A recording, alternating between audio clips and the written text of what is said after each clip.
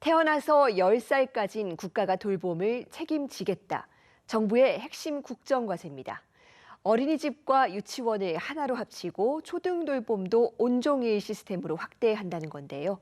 교육계 30년 난제로 꼽혔던 유보통합도 본격적인 논의에 들어갔습니다. 먼저 영상 보고 오겠습니다.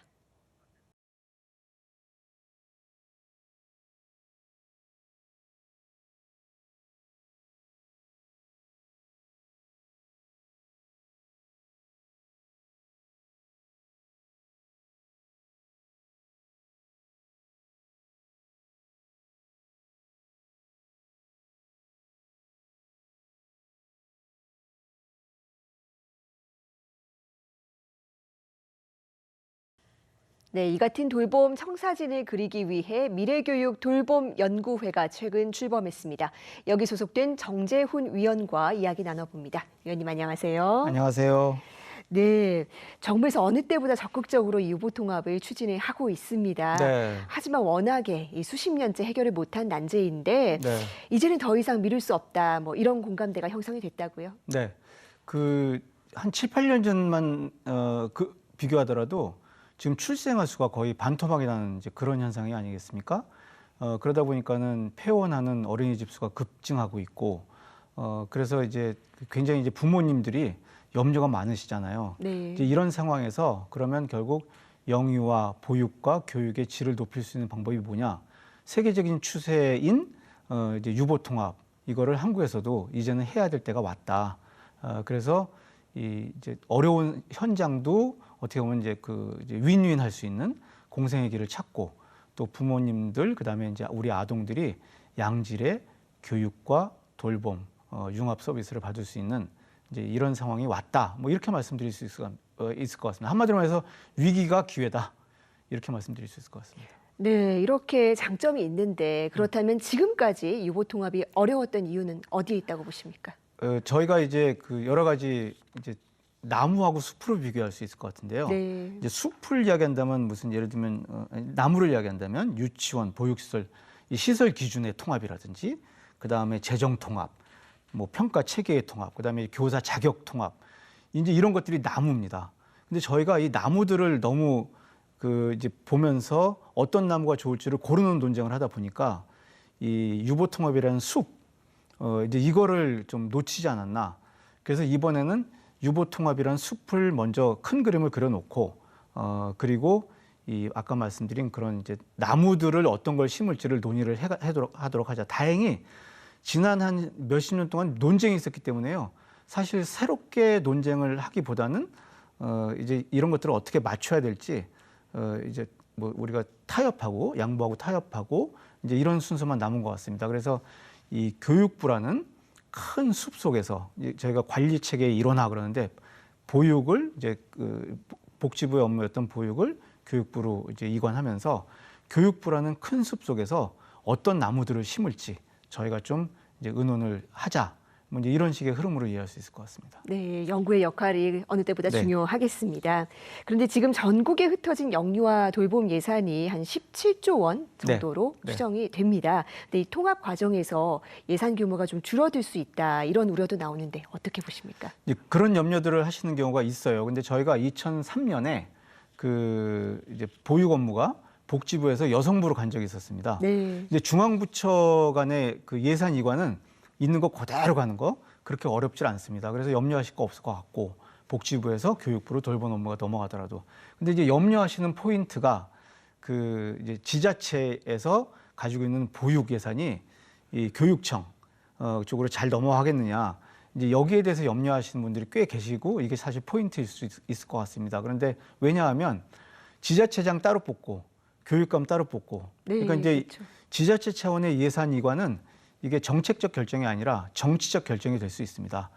그래서 어떻게 보면 또 우리 시청자 여러분께서 굉장히 관심을 가지시고 지켜봐야 될 사안인데, 뭐 지역 소멸 위기라든지 저출생이라든지 여러 가지 이제 우리 아이들의 보육과 교육 현장이 급변하고 있는 상황에서 양질의 서비스를 보장하기 위해서 결국은 예산을 그대로 이관할 뿐만 아니라 지자체에 필요한 예산은 더 증액을 하는, 어떤 이제 이런 과정이 또 있어야 될 것 같고 이런 과정에 관심을 가지시고 이제 부모면서도 유권자시고 네. 이 지역 정치, 이 지역 상황을 잘 관찰하시고 여론을 좀 이제 소위 말해서 뭐 형성하신다면은 아마 예산이관에 있어서도 그렇게 큰 어려움은 없지 않을까.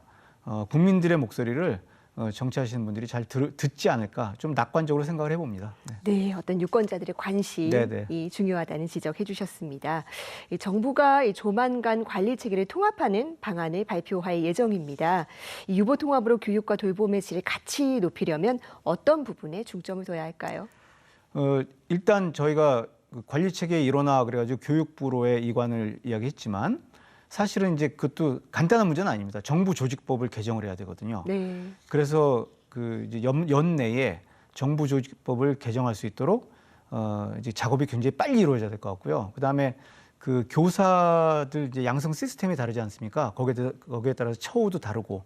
그래서 이제 교사들의 어떤 자격 체계를 이제 일원화하는 그런 어떤 법률 체계도 만들고 그다음에 또 명문화도 시켜야 되고 이제 이런 어떤 그 이제 기본 토대 작업 이제 이런 것들을 해놔야 그다음에 이제 1년, 2년 시차를 두고 실제 현장에서 이제 현장이 통합이 되는 이제 이런 과정이 일어날 수 있을 것 같습니다. 그래서 어쨌든 빨리 관리 체계 일원화 중앙정부 차원에서 그다음에 또 지자체 차원에서 지역 차원에서 일어나야 될 것 같고 교사들의 자격이라든지 양성 체계 그다음에 그에 따른 처우의 개선 내지는 처우의 변화 이런 것들이 이제 일어나야 될 것 같고요. 그다음에 이제 시설 통합 같은 게 이루어지다 보면 이제 공간 통합이라든지 여러 가지 그런 것들이 있지 않겠습니까? 네. 뭐 이제 그런 것들도 지역 사회에서 좀 준비를 하셔야 될 이제 그런 상황인 것 같습니다.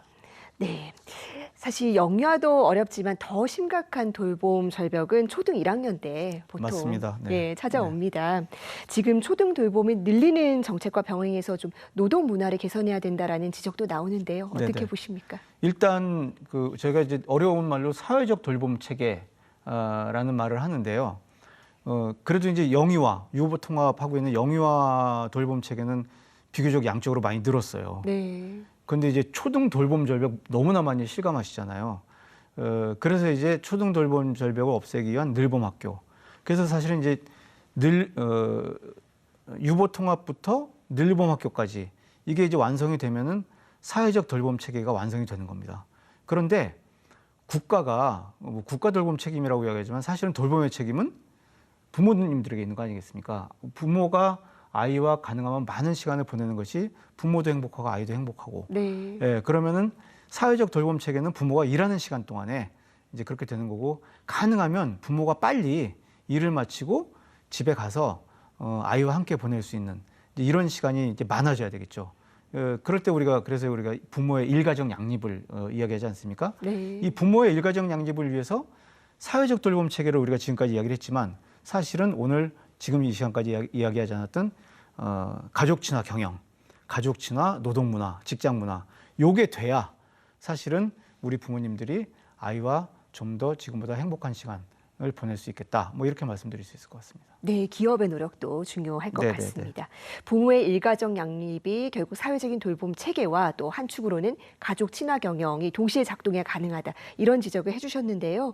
앞으로 어떤 변화가 필요하다고 보십니까? 그러니까 지금 우리나라는 부모의 일가정 양립은 지금 빨간색이 들어와 있는 겁니다. 왜냐하면 사회적 돌봄 체계가 절반 정도 완성이 돼 있고 그다음에 이제 가족 친화 경영이 사실상 좀 어려운 상황이기 때문에 그런데 결국은 부모가 아이와 많은 시간을 보내려면 먼저 우리 머릿속에 딱 떠오를 수 있는 게 육아휴직이 있지 않습니까? 네. 근데 이제 이 육아휴직은 우리나라가 세계 최고 수준입니다. 이게 기간으로만 따진다면. 그러니까 서유럽 국가들은 육아휴직을 부모 단위로 주거든요. 근데 우리나라는 개인 단위로 주잖아요. 엄마 따로 아빠 따로.